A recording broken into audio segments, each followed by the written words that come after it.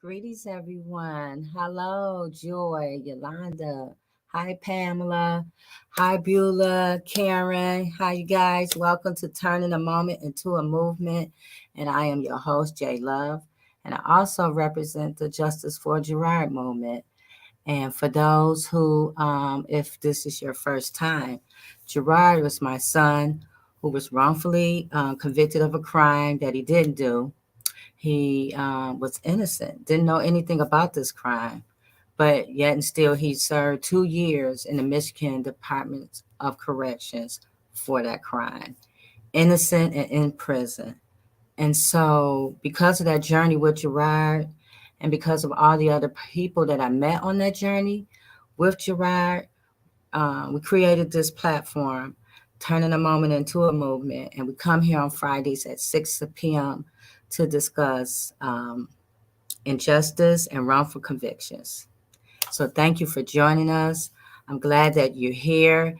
I want to say hello to the people who may be watching on YouTube, and also for those who might listen later or watch us on other platforms. Hi, thank you for watching and thank you for joining us. Please share this show, these videos, this podcast with others, because our goal is to educate and to motivate and inspire people who are also in this movement for justice, to support each other, to have a reference, to have something to look forward to. Because I remember when I first started this journey, I couldn't find a lot, and within the last 3 years it's been of so much information that's out now. So I want to use this platform as a tool to help others. So share. Thank you. So let's bring on the panel. Bring on Revatia. Hi, Revatia. Well, hello everyone. How you doing? I'm so glad to be here tonight, Jay, and love our topic. What's holding you back? And these are the questions we have to ask ourselves. I am a part of Michigan Coalition of Human Rights, and on the executive board there. I am also a behavior interventionist. Also working on a PhD right now. Sometimes it Oh, doesn't wow. seem like it. You can be Dr. Tia, Dr. I know, Revatia. right, eventually.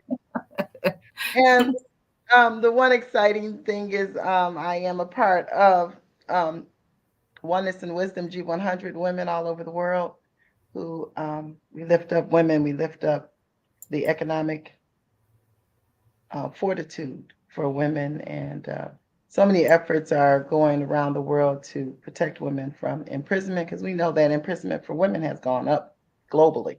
Yeah. And also, definitely, my first love, one of my first loves is, of course, first love is always God and myself and my children, my transforming love community. I love y'all. And those who support us while we're out here doing the work.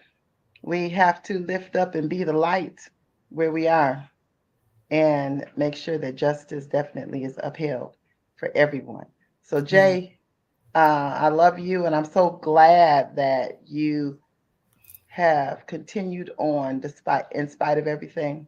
Hmm. And it's a journey Yeah. and it's purposeful. Thank you. Thank you, Revatia. I'm so glad that you are here today. Thank you so much. Greeting, Trische. How are you today? I am blessed.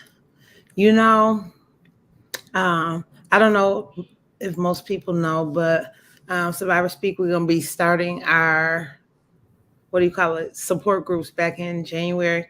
And part of the support group is we talk about rose, bud, and thorn, right? So Mhm. it keeps you not just complaining about the things that hurt you, right? But also helps to focus you on solutions. And so on a day like today, where my heart is a little, you know, torn about some things that have been going on, I'm going to rosebud and thorn it. My rose is no matter what is going on, the ability to just be able to center myself back to gratefulness, you know, Yeah. um, because there was a time when I could not do that. And it was a broken time in my life. And you know, when you are broken to that degree, you break everything around you. You know, hurting people hurt people, right? So Yeah. I'm so grateful for the opportunity to just be able to stop and focus myself back to gratefulness. My bud, something that is growing, me better every day, no matter what. Even because I have some bad days, y'all. Even on my bad days, just continuing to keep the commitment to myself to grow better every day. My thorn, my thorn, my thorn is, there's so much division, it seems like sometimes, and seems like no matter how hard we battle to keep together and to stay together and work together, there are always things, and it's always what is the scripture said, the small, is it the small foxes spoil the vine or something like that, and it's always something that really doesn't amount to what the explosion is, and so heart is heavy because at a time like right now, we don't need to divide over petty things. We need to stand strong together against those that oppress us. We cannot oppress ourselves from the inside out. That's like cancer, and it'll kill the movement. And so I'm happy to be here today because Jay, you and this platform allow us to be able to have real conversations because we're real people and we have real emotions, but we can center it and we can focus on the things that are to come. And I'm grateful to be here with you guys each week. I'm so glad that you're here too, Trische. So let's see who else is here. Hey, Edward. Hello, how are you guys? We're great and blessed. How are you? I'm blessed, and I feel blessed to be here in the company of you people, including Reverend Tia, who is pursuing her PhD. And I don't think I ever to say congratulations and, much applause for that endeavor of yours. That's a big thing. That's a very big thing to take and embark upon. What is it, 6 years of schooling? Wow. That's a lot of time. You're like, what? You could add some years on, but that's a lot of time, and it's nothing nice. I took and waited at the grad school, whether I consider law school or a PhD, and I kind of gave it a thought, and I got a little advice from a few people, and I was like, I don't think I do that PhD thing right now, So if law school is a cop out, I did the cop, and I'm not in yet. I'm trying. That's my endeavor. And to Trish Duckworth, hey, she's the person here from Ypsilanti to all the way back to Detroit. I'm not gonna say from Ann Arbor, Ypsilanti to some other community. She goes all the way back to Detroit. I always try to tell her or remind her that she has a big voice. She has a big voice. There are women today that are graduates from the School of Social Work and others who are taking and moving into public squares and so forth. And she has every right as any of them to take and do that if that's what she wants to do. She makes things happen as a mover and shaker here in Ann Arbor and Ypsilanti when people are getting out with family and friends. She's somewhere involved in having made it happen where family and friends can come together and enjoy themselves and have memories, to have memories in the community and say, this is what we did last summer and the summer before that, etc. She's involved in taking and making that happen, making the funds available, making those who are in public office find the resources and make these things happen, clean up those parks and make this available and contribute to this and that, as opposed to just taking and using what they call slush funds to take and put your name up in light and run again and again and again and do nothing. So to Trish, your leadership, your ability to organize, don't get mixed up my taking and differing in with you or bigger than arguing with you about the other things. This is bigger than that. Okay. So just to kind of like rub your ego, that ain't what that really is about. It's not about rubbing your ego. It's about being truth, taking and speaking truth to power. But that don't mean that I ain't gonna take and hey, you my sus, and we're gonna have those conversations when they need to be had. And I expect you to do the same thing. Push me up against the wall and tell me what you need to tell me. And I expect that from J Love. I expect that from Reverend Tia, and I expect that from anybody else that appears on this show with us regular. And I want to give salutes out to the 900 plus juvenile lifers, former juvenile lifers, individuals who were sent to prison when they were children. And there was about 3,000 of them at the time that the United States made a decision and say that retroactively those former children would be given a second chance and reviewed. Even though we still have prosecutors that are pushing back, we had legislators that push back and act in resistance, even though the United States Supreme Court say, and remember, this is not about whether or not they're innocent or guilty for their crime. That wasn't the issue. The issue is being innocent or guilty of the punishment. The punishment. We don't punish children the way we do adults. We don't punish children the way we do adults. And if we do, the child is going to always be innocent of that punishment that you took and visited upon that child. And when we witness that in our society, that's what child abuse looks like. It is not permissible by a parent or members in the community, and nor is it permissible by a state or federal government. And this is what the United States Supreme Court decision is about, is taking the right size in the punishment. Right size in the punishment. It didn't take and try as a court and take and do that itself. It gave the honor and the respect, the dignity to the states, to the individual states, to take and find a way to go back. And the states have poorly done that. They have done that in a very poor way. But there are not over 900 former children that have been released back into the society. And they have the lowest recidivism rate anywhere in the nation, which is what all of the research indicated when the cases was being argued to the court, that this population has the greatest capability of taking and reforming and rehabilitating because they committed their offense when they were young and very impressionable, when they was easily to be excited. Okay, it didn't say that they shouldn't be held accountable for their actions, for their behavior, for the harm that they have caused others in this nation. It didn't say that. It just said that the punishment should take and fit the person that committed the act. And more than a dozen of those children now in our nation's law schools going to law school today.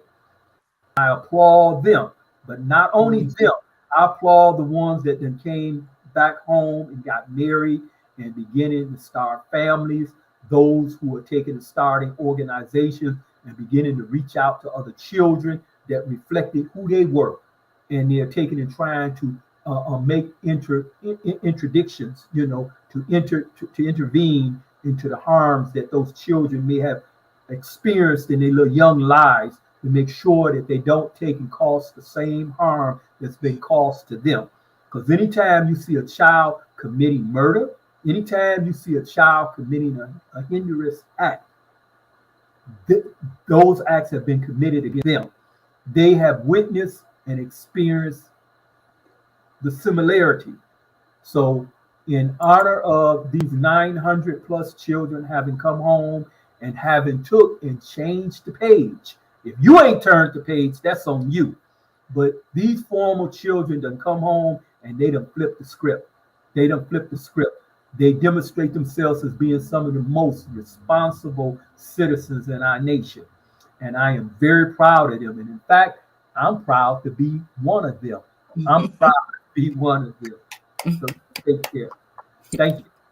Thank you, Edward. I'm so happy that you're here as well. Yeah, I gotta say real quick, Edward, I don't mind the challenge because the challenges are how we grow. And as a matter of fact, I didn't like it in the moment, right? But as you hear from somebody's heart, and when you really want to be better every day, you have to weigh what's being said. Even if you don't like it, you still have to weigh it. You know what I'm saying? Because it holds some type of relevance that you can grow from. So I appreciate the love. I got to tell this story. I'm saying real quick while we giving accolades, Jay. I'm sorry, but Baraka always comes through with what is needed in that moment. Continues to send us stuff to uplift our organization. But I never forget, we was out there, it was raining on Juneteenth. And I mean, it was pouring down raining. And my brother came out with a coat and a hat for me, right? And just always being thoughtful. And I just want you to know I love you, I respect you. And I aspire to sit where you sit, going to law school here in a moment. I mean, as a matter of fact, I will be sitting where you sit, on your journey. But just thank you for everything, and I love you much, brother. Attorney Hugo Mack. Much peace and love. Well, first of all, let me get the shameless plug out the way first, and then I'll get substantive. Okay. You find yourself on Trouble Boulevard. The police and prosecutor trailing you. And you ain't got but about an eighth of a tank of gas in your car. Drive that hoopity to Mack Street. Park in my private garage, underground. hmaclaw.com is your hookup. hmaclaw.com is your hookup. hmaclaw.com is your hookup. And yes, I endorse this message. The true king of Russia, Scotland, and Harlem is here before you today. So now that we've got that plug out the way, I want to let you know, particularly for my young law school aspirants, my sister and my brother, I welcome you. I embrace you. I cannot wait for you. You understand? Because we need you desperately, okay? We need you desperately.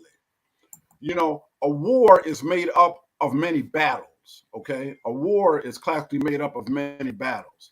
And for me, on a serious note, the battle that I face perpetually, day in, day out, is going into a courtroom trying to defend people that have already been written off, you see? And the battle that I face is being able to control my emotions when I'm looking in the face of a judge, and just beneath that veneer of their eyes, that man or woman, is a blatant contempt. Contempt, all right? Contempt.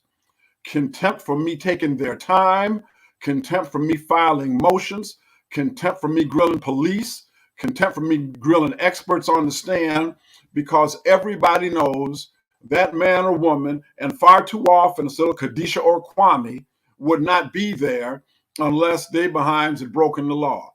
So when I look at that and I see that contempt, and I have to fight that contempt in the face of jurors, it's tiring, And, scripture teaches us never to forsake the assembly. See, I need this platform, J Love. I need my brothers and sisters on this show, because otherwise you can become an ember, and you can burn out by yourself. But if you've got a group of people like-minded, you can keep that fire going. You can build a synergy, to keep encouraging people and bringing the reality of systemic racism to the front, bringing the reality of white supremacy to the front. And so it's only going to change when people, and I like to consider myself one of them, who said, to hell with promotion, to hell with big money, to hell with being liked and loved by people who really don't like and love me anyway, to be able to stand up for what you know is right. Because the older I get, I realize my accountability is to God. Mm-hmm. My accountability is to God. And one day I, like the rest of you, will face him. Okay. So for me, I don't want it said of me that, I had a chance to speak up for somebody that was getting railroaded and I was afraid of people was going to talk about me. I was qualified to run for public office. I didn't do it because I was afraid people was going to talk about me. I had an opportunity to make a difference. I didn't do it because I was afraid people was going to talk about me. Damn that. So, I say, I love you and I respect you. And I'm so glad to be here, J Love. And much love and respect for you, J Love. You know, you are a leader, and you know how I feel about you. And Reverend Tia Edward and Trische, you know how I feel about you. Tia, I'm gonna say this one thing. Keep making me love you here. Keep making me love you. Okay. So there we go. Okay. Thank you. That's it. Thank you, Attorney Matt. Thank you, everybody. I'm glad we are here. We have so much to talk about, but before we get started, I think we need to address the elephant in the room. What happened on yesterday? Brittany Gardner's release. There was people happy and there was people upset. So I personally was attacked. I know Trische was attacked. Reverend T. A lot of us was attacked about, things that we were saying or, we spoke out about. So I just wanted to take a little bit of time to talk about that and where we are, how we feel about it. For me, it was really hurtful a little bit to be personally attacked because we're here about injustice. That's where we come on every Friday and discuss injustice. That's our platform. That's what we do. And so to everything that I've been through and that you guys have been through with me, we're I don't know about the personal attacks, but I'm gonna still come here anywhere on Fridays. The reason why we came here is because of Gerard. Really, he brought us all together because of a wrongful conviction. And when I started talking about it in the beginning, I was afraid. And then I met Sam Riddle, and that kind of changed my whole life, life. And it opened me up to be able to speak on, about wrongful convictions and injustice and over sentencing and medically frail. Larry Smith, he brought the medically frail. We wasn't talking about that, but all of these injustices. And on that journey, people even question me. How did I know my son didn't do it? And all kinds of things like that. And so when we come here, we talk about all the ways that wrongful convictions happen. We discuss how they happen, misidentification. Some people just take a plea just because they want to go home. DNA sometimes exonerates people. So we have all these different misconduct, junk science, all these things that we have talked about in the last 2 years or almost 3 years about wrongful convictions and how they happen. And so we're going to continue, even though we attack, we get attacked. Sometimes that's how movements get all torn apart because of the inner attacks. But we're going to continue to discuss these things, even though they might not sound like what people want them to sound like. And we have to tell the truth. Anybody else want to, Ravatia or Trische? Yeah, I'm so glad that you decided to do this, Jay, because we can't come together when we're divided. Mm-hmm. And yesterday, it is just phenomenal how people get sucked into the media and the play of words that happens within the media so easily. And you start seeing posts of other people who are in Russia. You start seeing posts of some people think that she got off too easy, and all they do is people will just give you a line. They give you a line, and then you want to jump on it. Some people jump on it and decide which side. And that is the trick. That's the trick right there, is to get you to pick a side of injustice. There's no side for injustice. all of it is injustice. And so this was what was just plaguing me, was the fact that people were saying, well, what about my person? And my person's been wrongfully convicted for a long time. Yes. Yes. What about your person? Yes. But not in comparison to somebody else who's wrongfully convicted. We don't compare wrongfully convicted with wrongfully convicted. There's a lot of issues that were at hand, and I'm going to let Trische jump in and others jump in, because I want us to bring out all of the facts that happened within this case and how we have to be mindful of the division, because as long as we're separated, we can't come together to fix not one injustice. Yeah. Not one. Go ahead, Trische. It saddens my heart that we even got to take time to do this. And like, I have so much to say, but, first of all, let me say this. We have nothing to prove when it comes to our fight and our advocacy work for wrongful convictions. We just do not. I'm not going to sit here and battle back and forth with somebody who clearly doesn't understand the body of work. My thing is this. We are comparing apples to oranges here. We're comparing apples to oranges here. And I keep hearing people say, oh, the fact that she's Black don't have nothing to do with it. If somebody had 6 grams and they were supposed to get 15 days for that, and they had 0.7 grams and they got 9 years, in a country that does not honor and respect African Americans, what are you saying? She's African American, she's a woman, and she's American. She has 3 strikes against her, right? Already, as she walks in the door of the country, right? And so we got to keep arguing back and forth about things that we know are reality. It doesn't make any sense. The division doesn't make any sense.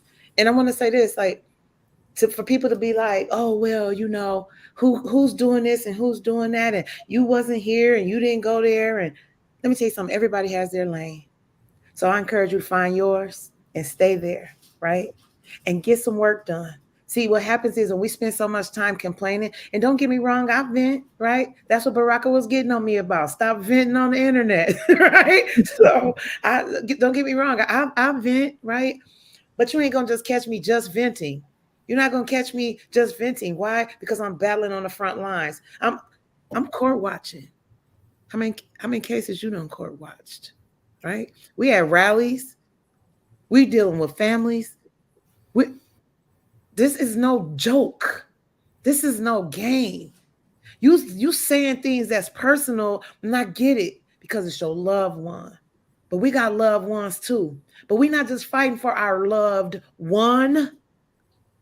We are fighting for everybody's loved ones, which includes folks who were doing all of the attacks. We got to stop. And we ain't finna waste a whole bunch of time on this, because at the end of the day, we're here to talk about what's holding us back and why people struggle standing up and speaking up. But part of that is because when they do speak up, they get attacked about things that don't even matter. And then we want to talk about God and Allah and all of that. Yes, but you're not supposed to glory in nobody's infirmities. And you're supposed to rejoice when other people are rejoicing. So the fact that you cannot rejoice because someone has been released from a place of just utter damnation, check your heart. Check your heart. If you can't rejoice with somebody else when they are rejoicing, check your heart. Because even though my loved one and some of my loved ones and people that we've been fighting for, they still locked away too. Jay never got justice for her son. What do you mean? But we still on the front line fighting. We're not going to fight against you. We're not. We're not going to fight against you. And we're asking you to do the same. We don't need that in the movement right now. What we need to do is come together. We can't oppress ourselves from the inside out. That's like cancer. It'll eat us from the inside out. We won't get anywhere. We got to stand in love. We got to be able to tell the truth, but we got to be able to work together. And that's all I'm going to say. Tony Mack or Baraka, do you have anything to say? Your mic's not on, Baraka.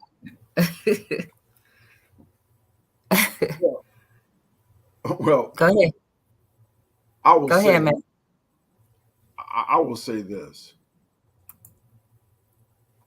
When we look at the attempted division that they try to engender, even with black people, by the way, because I've spoken to black people talking about, well, don't do the crimes, you can't do the time, and she over there, and ain't she never seen the movie Midnight Express?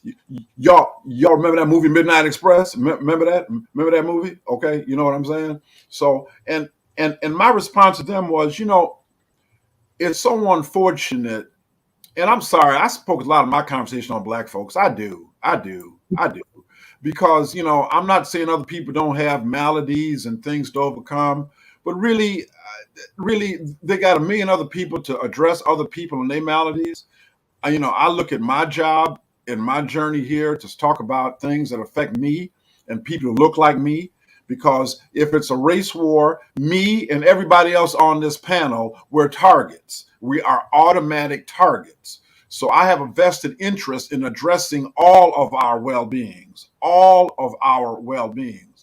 So what I was telling some black folks, who talk about the situation with her, I said, don't be so quick to put down another black person because other people are putting them down. It doesn't make you American to put this woman down. It doesn't make you some patriot. One black guy was trying to argue me down. Yeah, but they left that patriot over there. How come Biden trying to get this drug WNBA superstar out and left that patriot over there? I said, you know what? I said, you are quintessentially ignorant. That's what I told him. You're quintessentially ignorant. We try to save people as we can, okay? Everything does not happen all at once. So I guess my statement to him was, so you'd rather us leave her over there because we couldn't get both of them at once. You're saying you're more satisfied with leaving 2 Americans over there instead of just one, So, don't be sad when somebody receives a modicum of justice, brothers and sisters, especially when that somebody looks like us. There's plenty enough people to put this woman down. She a lesbian, she this and that and whatever. God don't condone that. Punish it. There's plenty of people do that. Don't you add to it. They don't need your help to put us down. They're doing fine all by themselves. Barack Edward. First, I would take and congratulate the family of this person, her family. I congratulate them. Having your prayers heard and answered. You have your loved one back home, and there are many here in this nation that pray along with you. It's always a prayer anytime a fellow citizen is taken and held in another country, even where justly we have this sensitivity. That's a national, sense of patriotism. You want your own fellow citizens home, and if they've done something wrong, we kind of have this tribal thing. Then we would, But when you're in another land, you are held accountable in that land. But there are circumstances here that I hear that was minute, and that it literally turned out to be a case of a political prisoner. But when we see these things abroad, remember, we have cases where our own government maltreat its citizens, and this is the case with African Americans. It's the case with Native Americans. Native Americans live every day. People's literally going on to their plantation and committing crimes. And because the crime was committed in one place versus another place, it interferes with the investigation. You know, one person doesn't have the jurisdiction over the other place, and so they notice and they take advantage of it. You have people that literally take advantage of the sovereignty or the supposed to be sovereignty of Native Americans and violate them every day. Their women and children every day in this nation. This occurs right here. And then we have African Americans, you know, that are subjected to mostly predominantly white police or law enforcement. And then we even have our own black skin who assimilate to the same behavior and treat people in their own community the same way, because the culture is, you know, it's a cancerous culture.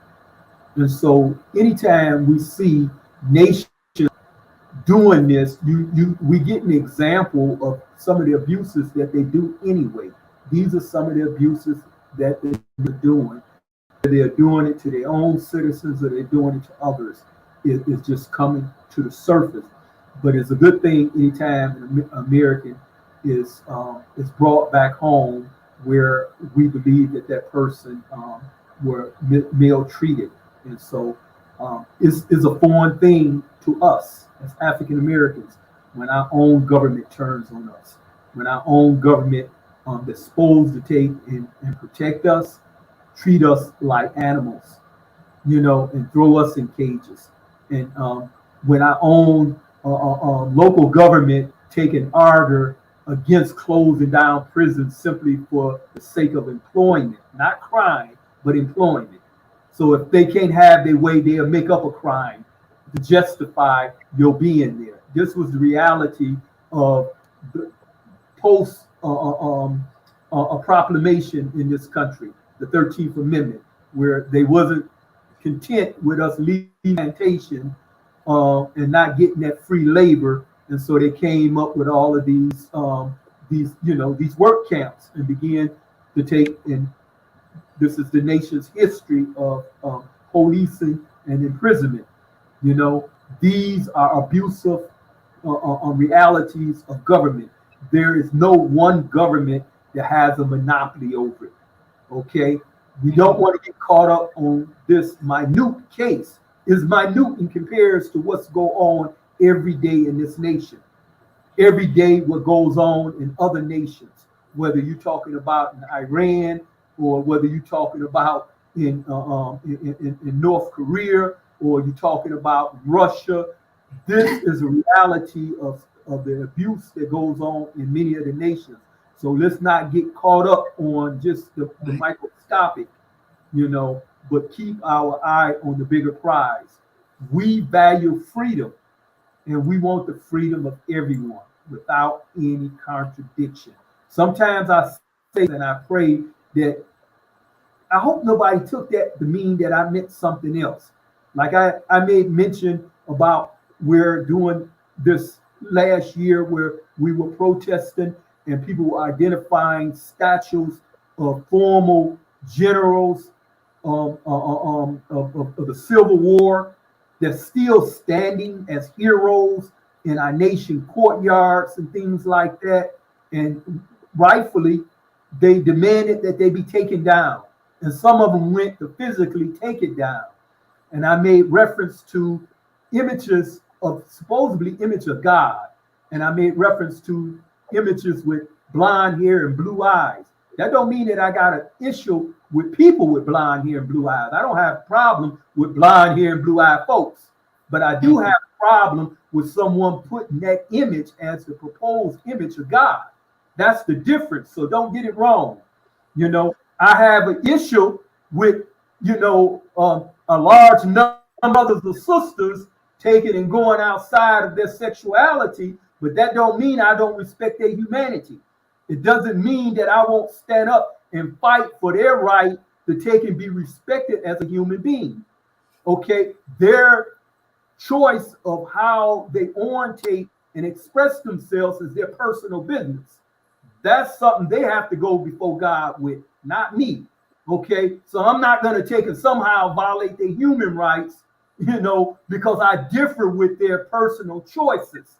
Okay, I may have a voice about that personal choice that I take the liberty and speak on, but that don't mean I don't respect that person. It don't mean that I don't love that person. Okay, so Mhm. don't include me in those that will be bashing them because I take and say. So we have to be careful because sometimes, like I think Trisha, somebody was saying that people would take and they would grab onto that and they would, they look for a line, they look for a link, and so, you know, that ain't what we mean. We are thankful that American citizen is back home on this soil. If they had brought two home, that didn't mean that there isn't other Americans that are missing. That there are other Americans that still haven't come home. Two isn't the number. We still counting the missing out of Vietnam. Come on, please. We are still taking and bringing home remains from Vietnam. Don't take and fool yourself that everything is okay. The largest number of recidivism in this nation's county jails are American veterans. They go in and out of the county jails because our federal government cuts off their medical benefits the moment they walk into a county jail. And when they walk in there, they walk in there as a result of their post-traumatic stress from battle fatigue. That's what brings them into our nation county jails. And the moment they get in there, our federal government has the nerves to take and stop their medical care. And so when they get out, it takes weeks and months. But Yeah. your mental hygiene don't wait weeks and months for that to be turned back on. So those men and women go in and out of our county jails. We take and say, thank you for your service. I'd be damned if you ain't hypocritical. But thank you. Thank you. So I just wanted to put this before we go any further. An injustice anywhere is a threat to justice everywhere. We are caught in an inescapable network of mutuality, tied in a single garment of destiny.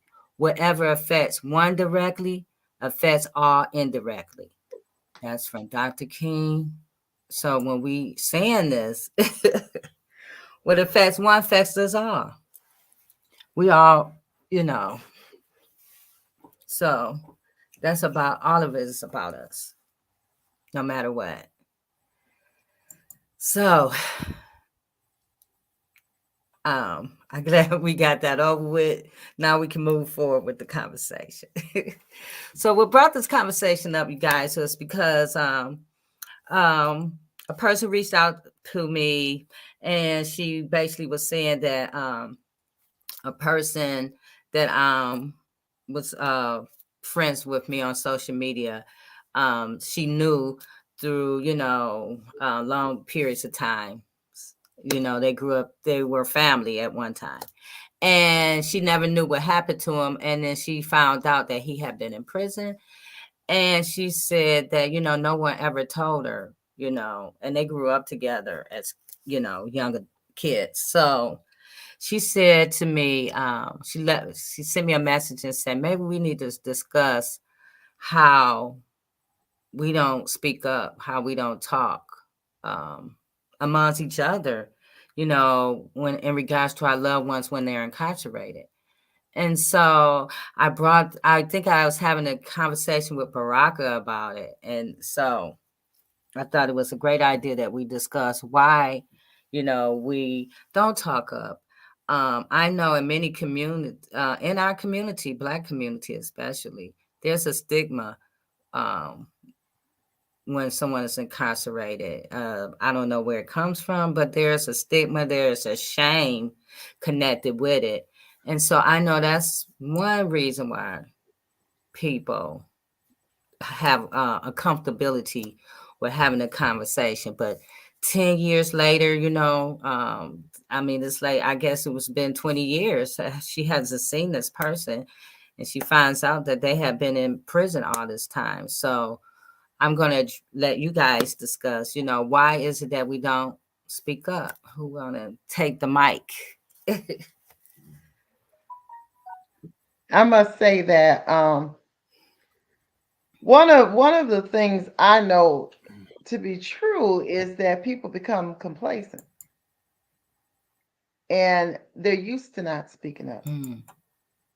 I was talking with my daughter, and I'm just going to give this scenario that not too long ago, my daughter had an issue with her car. Ended up going to pick her up, and we sat here on the floor, and she started playing cards with her daughter and my granddaughter and a little girl who lives across from us. And her brother came over, and the mother came over, and in that moment, I sat there and I said, you know what? This is living. This is life. Like, I wasn't upset about going to get her.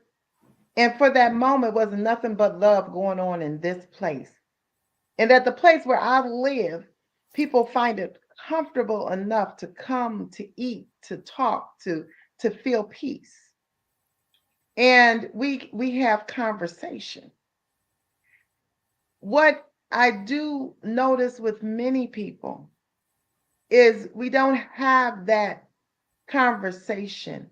Children aren't reared to speak up. My daughter speaks up all the time. And sometimes I'm looking at her like, oh Lord, I don't know if I want her to keep speaking up like this, but she speaks up. She knows who she is. Mm-hmm. My sons always spoke up for what was right because they were reared to do so. They were taught to do so. They saw examples. They knew their history. And they had connection. Mm. They had connection to grandparents and great grandparents. They had connection to their own history. They had connection to know why we did things a certain way and why we don't do things other ways, because I'm preserving what is right within you. And I want your purpose to unfold. And I don't want you to be like everybody else, because everybody else is going to be complacent and they're going to be okay with things going on as they are because they don't even know when they're not. Mm-hmm. So used to just getting on the bandwagon of the buzzwords that people don't even understand when biasness, discriminatory acts are against a whole people or people of an economic status. They don't even understand. They don't even know because they're so busy catching the new thought for the day, wearing the new clothing for the day, carrying the new purse, the new designer. Well, I got to have this because there's no substance within the people.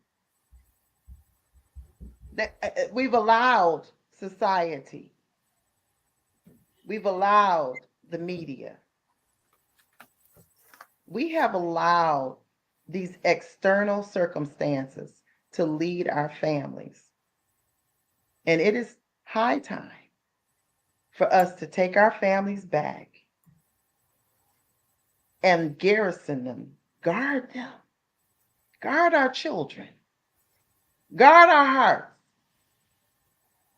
because out of it flows the issues of life. Whatever your issue is coming from your heart. Mm-hmm. It's coming from you. We're here as a people because we haven't loved one another enough.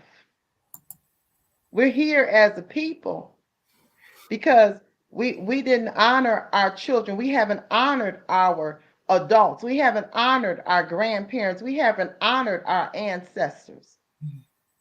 So if my people, which are called by my name, and called by my name is not the name that you say aloud.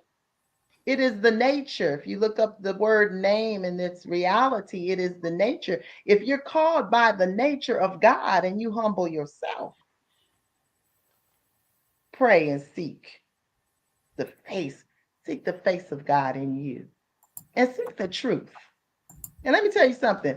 When the truth comes out and you understand that you believed a lie for a certain time, let go of the lie.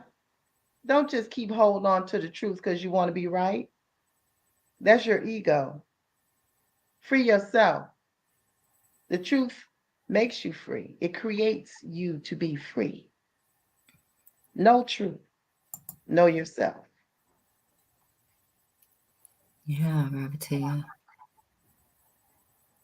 Anybody else? Michelle, you want to go? Oh, go ahead, Edward. Yeah, I would take and share that this goes back to slavery as well. It goes back to a lot of experiences in Southern that African Americans lived in.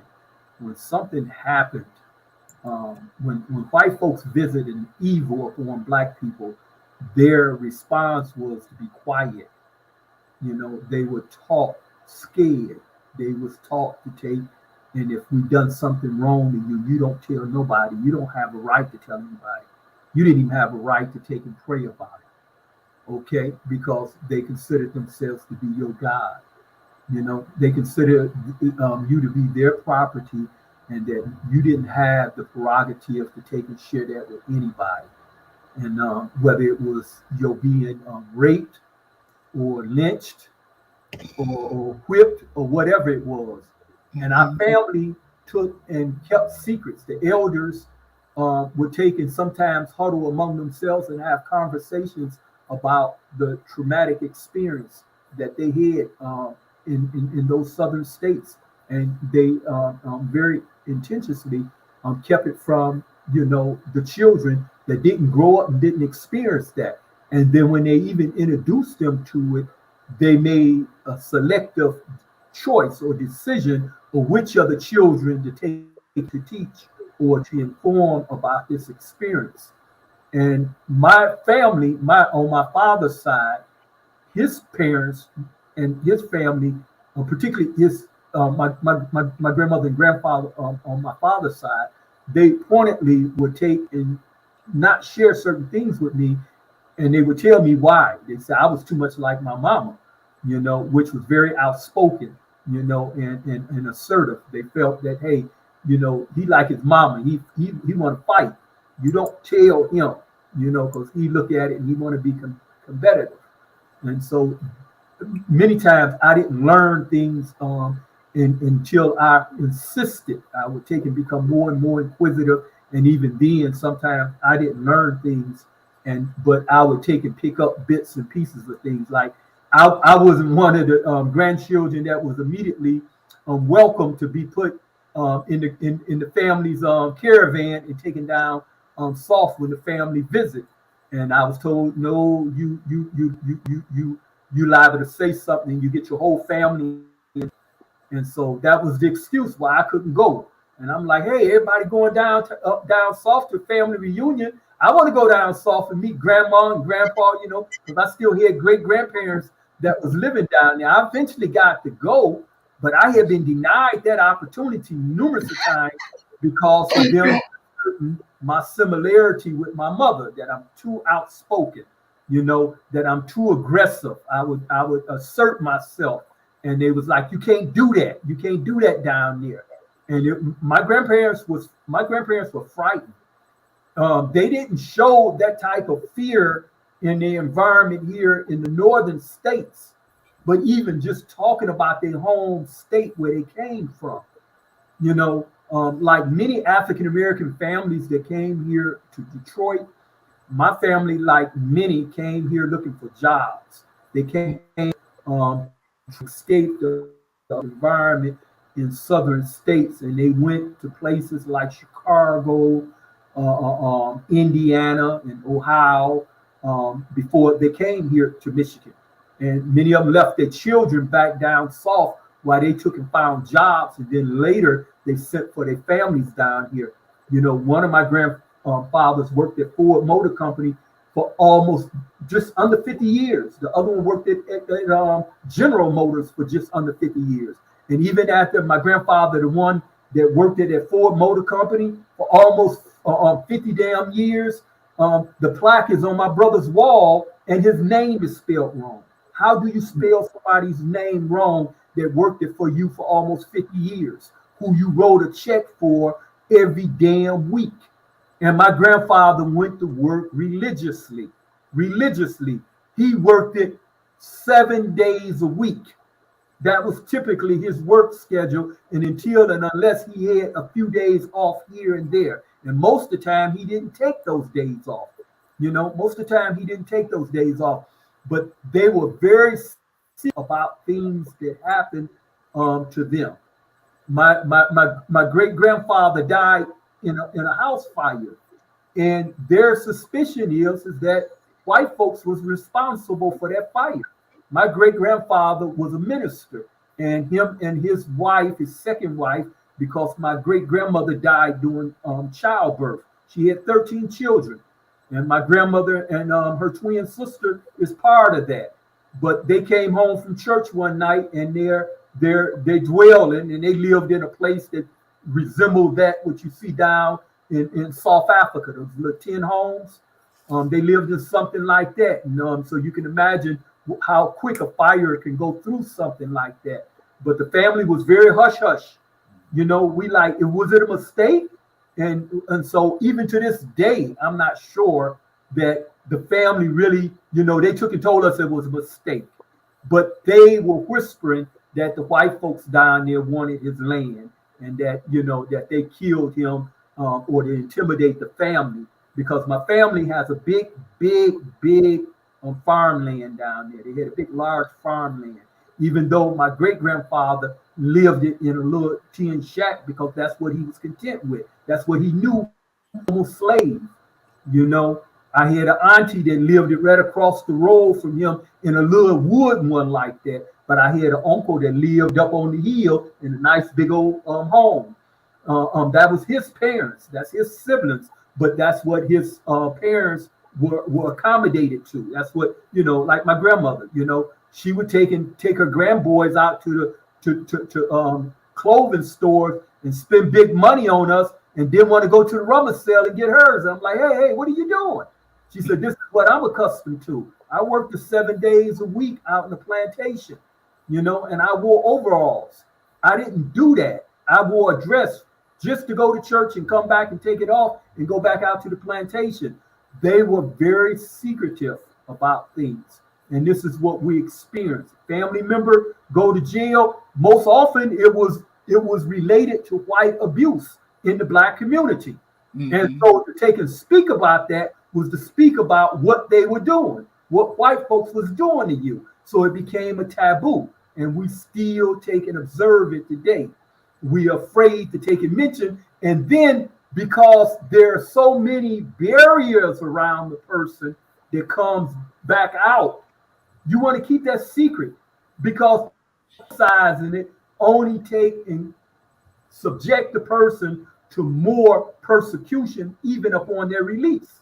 Yeah. They get the same pay as anybody else, even though the sheriff here in Washington County brags that he employed more people with lived experiences than anybody else in the county. He doesn't tell you he don't pay them as much as they should be paid. These are people with lived experience that should be considered experts in what they do, and they should have a greater pay for what they do. But he don't tell you that part. But that's the reality. When a person has been stigmatized as being someone that's been arrested, then that was a justification. It goes back to slavery. We tag you. You've been hit by the 13th Amendment. Your worth is not that of a free person. We can now take and subject you to lower pay, lower standards, etc. You heard the sister's book. You heard the book. I don't have to announce it again. You all know the name of the book. Thank you.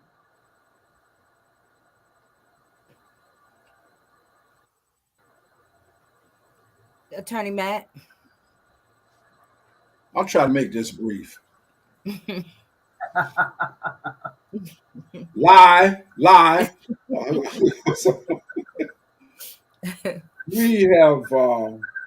We have lost our sense of community. Okay. I've said it before on this broadcast and many other places too. Black people are the most obliging Americans in the history of this country. We have tried so hard, given so much, lost so much of our own identity in order to quote unquote be American. Okay? And what I mean is this nation was founded on what is supposed to be the Protestant work ethic. Okay? Rugged individualism.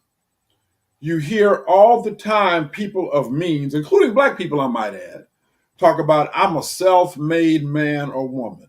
I'm a self-made millionaire. I got what I got because I'm smarter than you. I got what I got because I work harder than you. I got what I got because I'm more moral than you. I got what I got because I'm simply a better person than you. So the fact that I have $1 million and the fact that you on welfare means one thing. You are there because you're supposed to be there. Okay? You are in a subclass because that is where you belong and that's all you are. So in our effort to become Americans, we have bought into that. We actually think because we can move out of Detroit to Bloomfield Hills that we've progressed. You see, we've progressed. The Mecca for black people used to be Southfield. Now they got so many black people in Southfield, the white folks not sure where to move. And the blacks won't move out of Southfield. Too much damn like Detroit. Yes, it is. Yes, it is. And so what I'm saying to you is that the reason we don't talk is because we've been programmed to think that we are rugged individualists. We cry in secret. We don't show our emotions, okay? We don't show the need for help. We've been programmed to believe it is better for us to suffer and die in silence than to show anybody what we perceive as weakness, okay? That's the mojo that's been run on black folks. It's the same mojo that make black people, and this really pisses me off, argue me down about affirmative action, okay? Argue me down about affirmative action. And it really pisses me off to see somebody talk about self-hatred, and we're part of the reason of us being silent, self-hatred, to see somebody like Clarence Thomas who speaks about, well, you know, we don't need to be on this affirmative action piece now. You know, we don't need to be all on these gay rights and all that kind of things. When Clarence Thomas is the primary beneficiary of affirmative action himself. Mm. Clarence Thomas took the place of a justice by the name of Thurgood Marshall. Now, you would have to be the biggest fool in all creation to think that Clarence Thomas's race had nothing to do with the fact of him being selected to replace the one black justice, male justice, on the United States Supreme Court. That is exactly why he was chosen. Exactly why. We would be beyond fools to think that Donald Trump just coincidentally picked Herschel Walker to support in a race against another black man. That is exactly why he was chosen. So what I'm saying is that the reason we remain silent is because we have become too much of an American when other people don't take the Americanism that deeply. They have the Italian community, they got the Jewish community, they got the Polish community, and they damn sure got the Arab community. Damn sure got the Arab community, okay? If you notice, those folks are clannish. Yes, they are. Yes, they are. Yes, they are. You see what I'm saying? So they will gather together and buy up every black gas station in the city of Detroit, you understand, and share amongst themselves. We have been duped enough to think that we can survive away from one another, okay? You know, don't you call Miss Mabel and tell her about Johnny getting in trouble. You know, the people, the church folk, going to be talking about you. You know, don't be doing that. And remember the stigma on girls getting pregnant. Remember that as recent as 30 years ago, a girl getting pregnant, she had to go live with Aunt Sarah, whatever it is, down south till she had that baby because we were ashamed and afraid to celebrate that life coming into our community. Remember that? It's the same thing now. It's the same mojo. So it's going to continue until people like us keep talking about the need to break away from I'm my own person. No, you're not. No, you're not. All you being an old person is going to do is make you an easy target to be picked off. That's all you're going to do, and that's all you've done. Yeah. Yeah. Go ahead, Trisha. What can I say that has not already been said? But Baraka took the words right out of my mouth. This goes back to slavery. A lot that we do goes back to slavery, right? And it shows, as I'm wrestling with what to do post graduate school, whether I'm going to go get my doctorate in social work or go get the law degree. The doctorate in social work was to focus on post traumatic slavery disorder. It's a thing. It's a It's thing. real. You know, as stated, you couldn't talk back then. I wish you would say something, get hung up by a tree, right? Get hung up by your leg, right? And so this mentality is passed down. You better not say nothing. I don't care what it is. You better not say nothing. If you look at it, a lot of the things that was learned within our community, like as we become Americanized or as we assimilate, as my brother said, like incest, molestation, those type of things that would happen that we learned in our community and began to take on. Now you got all this molestation, rape going on within families. People don't even talk about it. People don't even say anything about it at all. So we have been conditioned to close our mouths and to accept, to lay down and to accept what happens to us. And people say all the time, well, it ain't going to change no way. So we just got to learn how to navigate around it. There's no way to navigate around it. Because as you can see, we still right here, right now, right? Dealing with the same old stuff, but in a different way, right? Because we're in the 21st century, but we still dealing with racism. We still dealing with people that are not able to, or feel like they're not able to speak up. And partly why? Because this shit is hard. Let's just put it out there. And when you start to talk and you start to raise your mouth, right? You get targets, you get all kind of stuff, right? And a lot of people cannot take all of that stuff, right? But as my brother said, if you go and you connect yourself with like-minded beings, you're not standing alone. So you can feel comfortable to stand up and speak out, But I'll tell you what, if we don't begin to raise our voices across the board on what's happening to us, because don't sleep when it comes to racism, it's everywhere. Education, employment, criminal justice system, housing. I mean, it's healthcare. It's all across the board. As a matter of fact, I'm at the doctor the other day, orthopedic surgeon, who last time I went was like, oh, you too fat, or you too big and too young for a knee replacement. But then this time he tells me, oh, you don't need a knee replacement because it only lasts 10 years. Why you didn't say that the last time? So I chastised him and just to say, I'm going to give you this lesson. And he looking at me like, oh, how dare you? And then he like, well, we'll just move to the end. No, we're not going to move nowhere until you hear from me. You need to learn some bedside manner. You need to learn how to treat your patients. And I mean, I just began to tell him, and I wasn't mean, I wasn't rude. And he said, well, it's received. And he got me out of there so quick. But why? Because they're not used to us speaking up. They're not used to us standing together. And we can't even say that it's because of anybody else other than ourselves. We've got to snap out of this assimilated mindset, right? And start to honor who we are as a people, because we are strong, we are mighty, we are powerful. We don't have to lay down and take nothing. We don't have to navigate around a system that doesn't respect us. No, we got to stand and rise up against it and do it together. That's the key word. We got to do it together. Mm-hmm.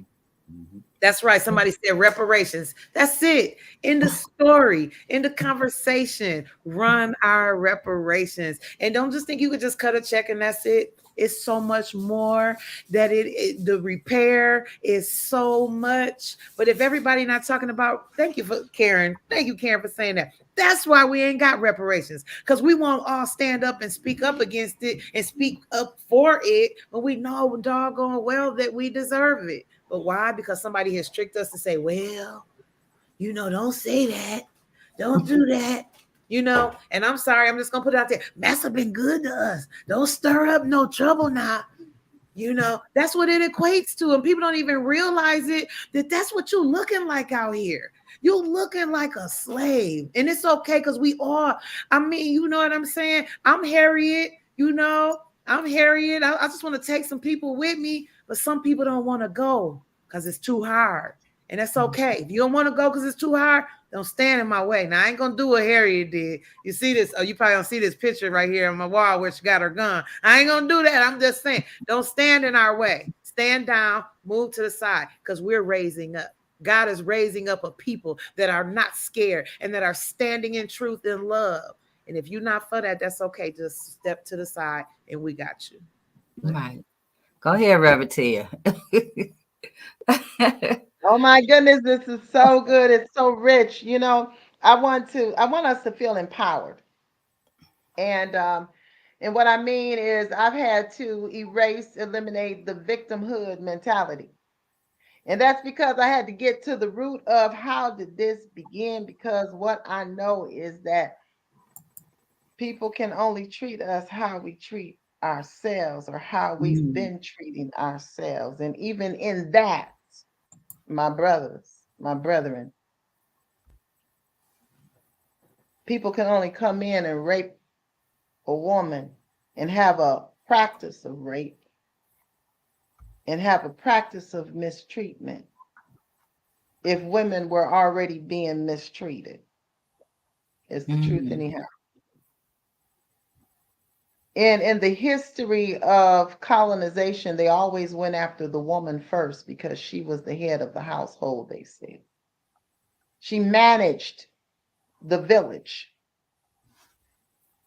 And so we have to take responsibility. I know that, yes, it was our ancestors, and yes, it still goes on today, but we need to stand strong in who we are and acknowledge where we allowed people to come in because we did not treat that which was good well.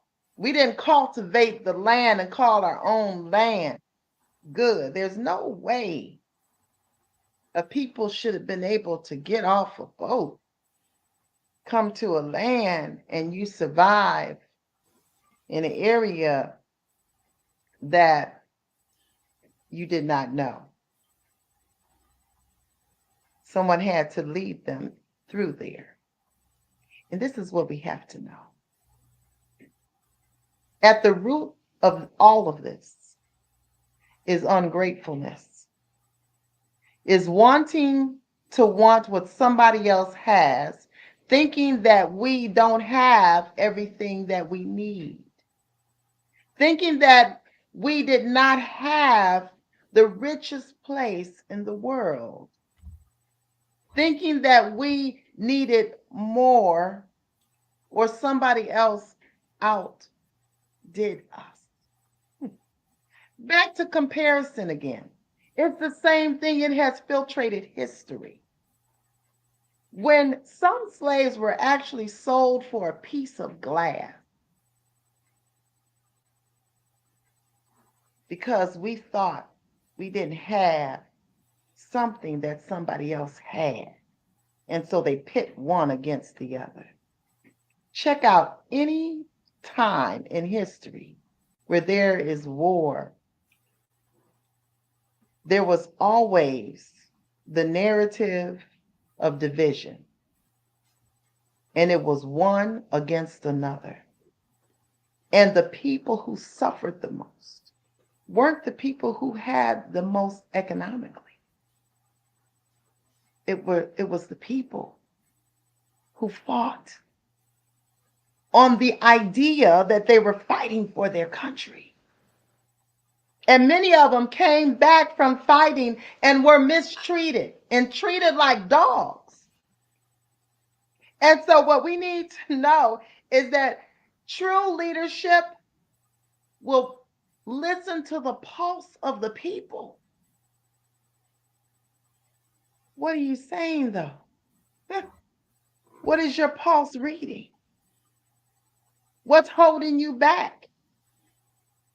Why aren't you speaking up?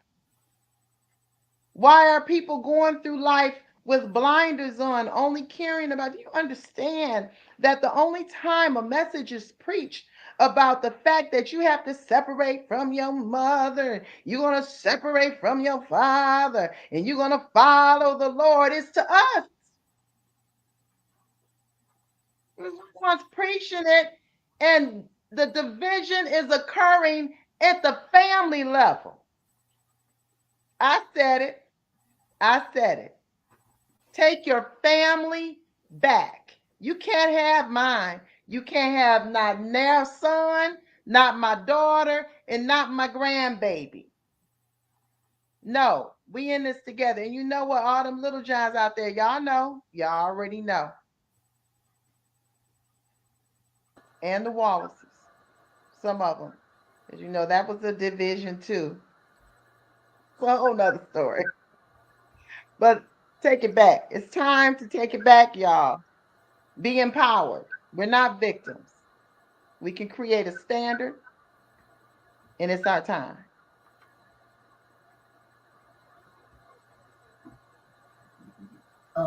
If I may, we should at least, I think, acknowledge those who didn't allow themselves to be shamed because they were taken wrongfully to America's criminal justice system, and that would be Muhammad Ali, that would be Angela Davis, that would be Jackson, that would be Huey P. Newton. All of these people were subjected to America's injustice criminal system, and they didn't allow that to take and muffle their voice. Yes. Muhammad Ali was only one of many followers of Elijah Muhammad that he had been subjected wrongfully to the criminal justice system here in America. The formal director of the FBI, when he found out that obscure organization had vocally opposed the draft, he took and chose to make an example out of that organization in the Black community. And they began to take and put their paddy wagons at the back door of the Nation of Islam services. So when the male followers of Elijah Muhammad would go through the front door, the federal government was sitting at the back door waiting on them. And they would put them in paddy wagons and take them to prison. Many of Elijah Muhammad followers who were some of these people that I mentioned that come from southern states like Alabama and Mississippi and places like that in Georgia, they came here to work. They came here to run away from some of the oppressive things that was going on down south. And they found themselves being asked to sign up for a draft. But many of them, just like Elijah Muhammad, was even beyond the age of actually serving in the armed services. But it was still a legal requirement for them to sign up. And technically, that's what they were put in prison for, even though there was a concept that they were refusing to take and participate in the actual war. They was refusing even to take and put their damn name on a registry to even be considered for combat. Okay, this is in America's federal prisons. And this is very important. This was a very large group of African-American men that were taken and chose to be given a certain kind of treatment because of their outspokenness. And they became a force in America's prisons of rehabilitation because they had put innocent men in America's prisons, and those men who were before they went to prison were already taken and trying to live clean lives. When they put them in prison, they were different from a regular prison culture. They never succumbed to the prison culture, and they became a force of reform inside of prison. Malcolm was a reflection of that when he came home. He didn't hide the reality that he was in prison. He didn't hide the reality that he became educated while he was in prison. And we've seen this time and time again. That opened the door for other African Americans to be bold about where they were and what they done with their time. And they came out here and they made a difference. And I say that to the other brothers and sisters who are in prison. You innocent, demonstrate the way that former Nation of Islam demonstrated in America's prison, and become a force of change, a force of good while you're there in that prison, and continue it as you come back out here into this society. Okay? Continue it. Muhammad Ali was discriminated against. He couldn't take and fight nowhere in this country. People wouldn't allow him to fight while he was under their conviction. But he stood his ground, and right now today, this is one of the reasons he's considered to be a hero. You know, we consider him to be a hero for multiple reasons, but the fact that he stood up, he lost his championship, he lost the prime of his life when a boxer is supposed to be in the ring and making a difference. He lost that opportunity. We look at him as like, oh, he had all these fights and he made all this money. The time that he really should have been fighting, that he really should have been making money, was the time that they had took and convicted and sentenced this man. And the only reason he didn't spend time in prison like the average follower Elijah Muhammad is because he had money. It's because he had money. He hadn't spent all his money. And then even those who he was fighting in the ring, like Joe Frazier, they took and went in their pocket and made sure that he didn't go to jail, that he stayed out on appeal bond. But the average follower, Elijah Muhammad, didn't have the means of staying out on appeal bond. They went to prison. Okay? So we do have a group of African Americans that wasn't quiet about their oppression. Joanne Little wasn't quiet about why she killed that guard in that prison cell, in that jail cell. She killed his ass because he was trying to rape her in that jail cell. She didn't have nothing to be quiet about. She didn't have nothing to be ashamed about.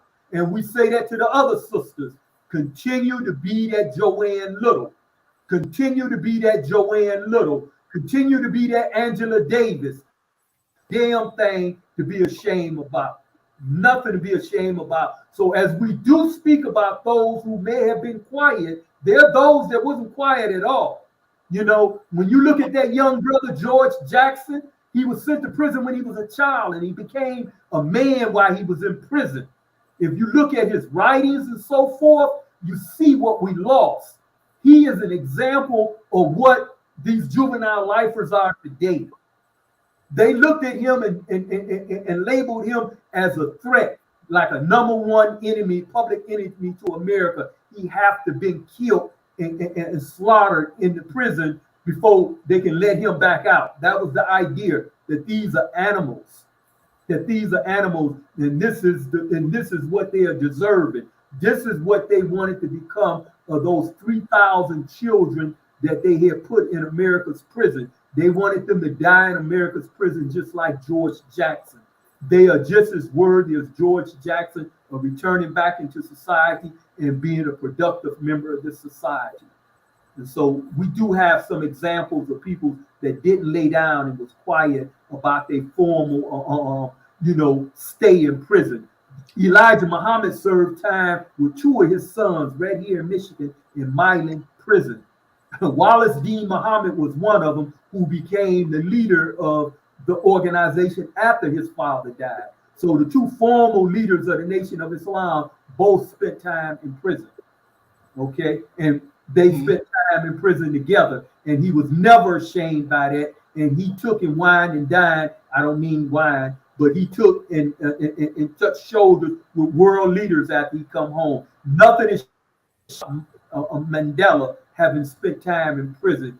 You can't show me a better statesman in the world. Nowhere in the world. We not ashamed by Mandela, and those of us here in North America, we need to take and start having the same pride of them. Not to take and that we uphold people's going into prison the way this hip-hop thing is doing, where they're taking encouraging young kids to go to prison and come out and treat it like a badge of honor. That's not a badge of honor.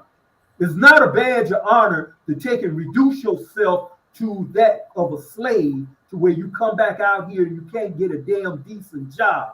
We all ain't running around with this damn rap.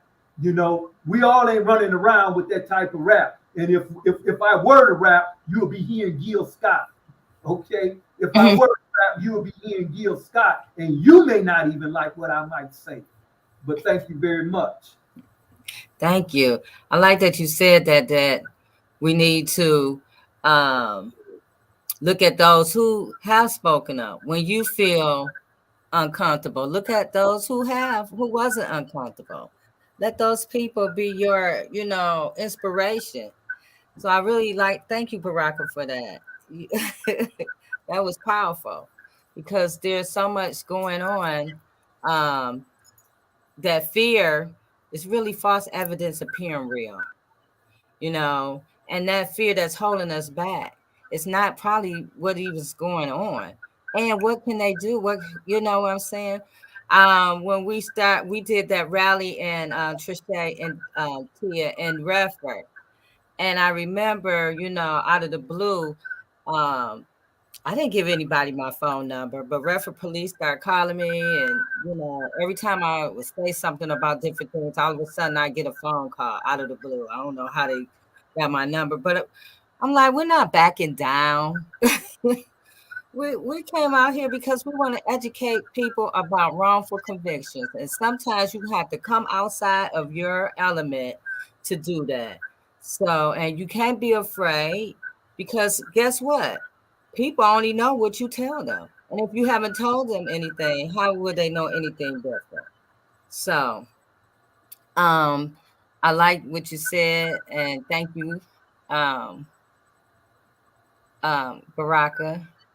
So now, because the time has flew away so fast, let's I mean, no, I'm gonna leave you for the end, Reverend Tia. Attorney Matt, is there anything you want to leave us with today? Yeah, the thing of it is that always look to the blessings and accomplishments that we are standing on. Okay. I Mm-hmm. mean, I heard about Dr. King, that Montgomery bus boycott 360 some odd days.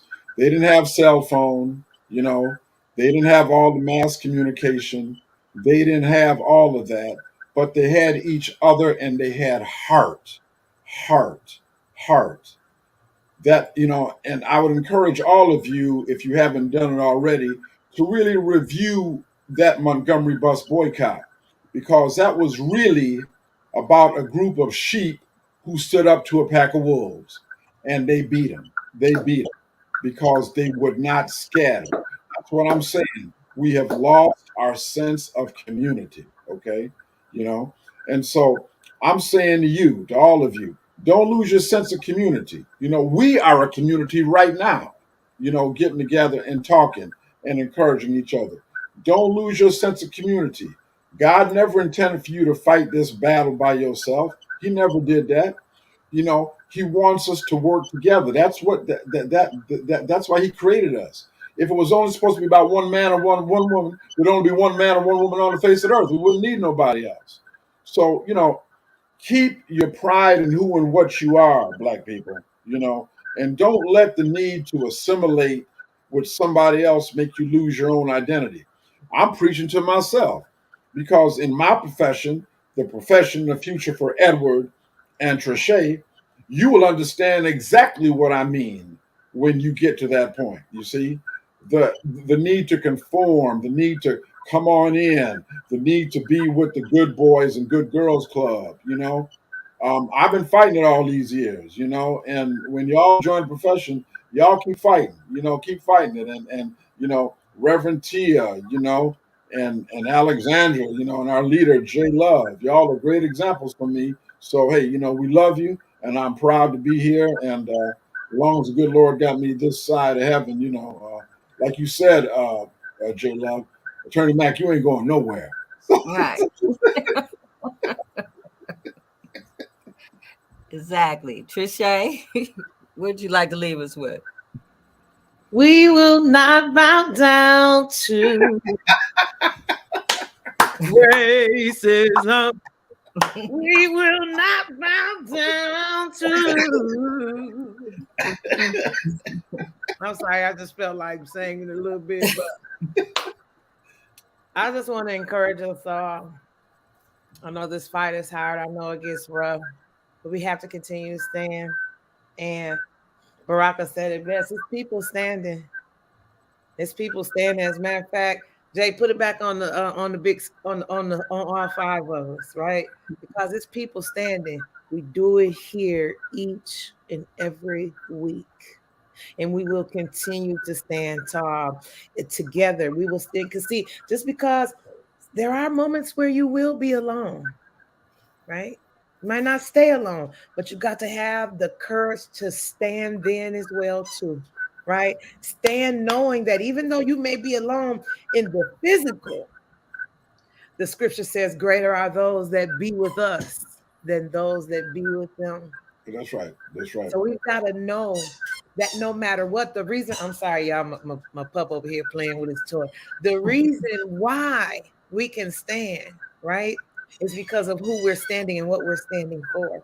And I ain't talking about how we like to pray to the God in the sky and wait for something to miraculously happen.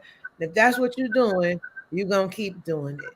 Because the God I serve is a God of action. The God that I serve is in every living thing, and you and in I. And the God that I serve has declared that we shall do greater works. See, we around here idolizing Jesus. Oh, Jesus, I love you, Jesus. And no, really, what we're supposed to be doing is being like Jesus, right?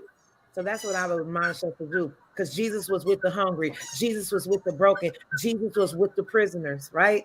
We got to get on the ground and we got to stay there because that's where change is happening. And it's happening together, us doing it together. Yes. Thank you, Trische. Baraka, do you have anything else you want to add before we go?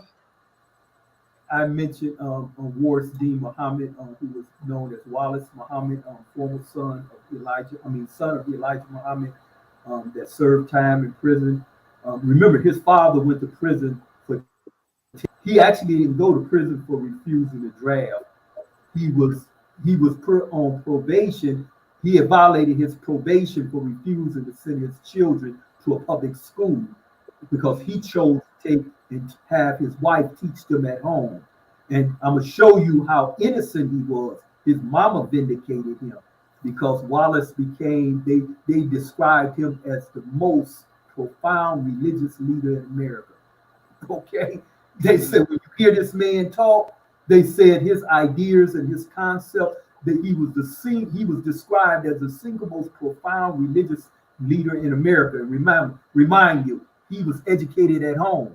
So his mama vindicated him. Ain't nothing guilty about his daddy having kept him at home. So when we talk about holding a badge of honor for having gone to prison, we ain't talking about that bull stuff you out there in the street doing.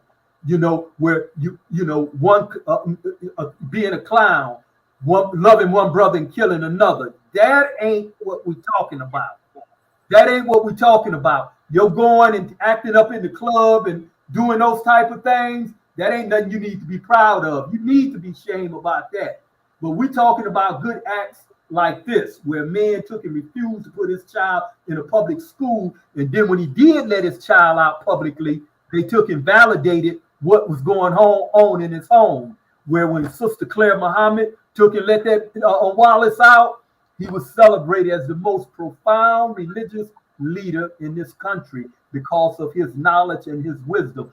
That's what we want to go to prison for, to demonstrate this is what South Africa was about. It wasn't about lewdness. It wasn't about some destructiveness. They had a dignified, and us Negroes need to stay away from there trying to show them how to set up a government. You don't know how to do it. You don't know how to do it because you ain't done it at home. You ain't done it at home. Leave them alone in South Africa. Bring your ass on back home. Leave them alone. You mess up their revolution. Before I say Revertia, Beulah, faith without works is dead. Yes, I had to leave it up there because I want that to get saturated into, our mind. Faith without works is dead. Go ahead, Revertia. That's right. That's right. It's dead. It's not going to show up unless you're doing some work behind it, unless you're stepping forward with it. And, Jay, I'm reminded today, we are here for a purpose. And that purpose, when you know your purpose and we're out here educating people, getting them to know what's going on and how they can get involved, just yesterday they posted that. Did you hear about the prison? I don't want to call him the guard. What's his title? Who's the head person? Warden. The warden was 15 years in prison for 8 charges running a rape club in the prison in California.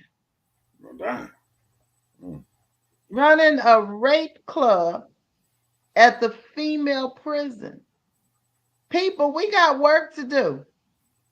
We don't have time to argue with each other because these are the true scenarios. Mm-hmm. And I'm just going to tell you, we're in this season, this holiday season or the holy day season or whatever season you want to call it. Start to think about how you can affect people and get your voice heard by economically channeling your dollars to things that make sense. Reallocate. Mm-hmm. Know what you're buying. Know whose household you're supporting when you make that purchase. 9 times out of 10, it wasn't yours. That's all I'm saying. That's all I'm saying. And you show people how you love them. Mm-hmm. So I'm just encouraging us to show up as love these days. Not just the holiday, not just the holy days, every day. Show up as love. Love your neighbors. Love your brothers. Love your sisters.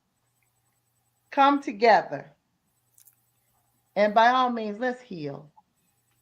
That's right. Let's get to healing. Because when we are whole, can't nobody come into the camp. Mm-hmm. I love y'all. We love you too, Reverend Tia. Love Before you. we go, I just want to say it's our duty to fight for our freedom. It is our duty to win. We must love each other and protect each other. We have nothing to lose but our chains. That should be our motto. Take that with you for this week. Gonna see you guys next Friday on Turning a Moment into a Movement. Have a great weekend and goodbye. I'll be okay. Love you.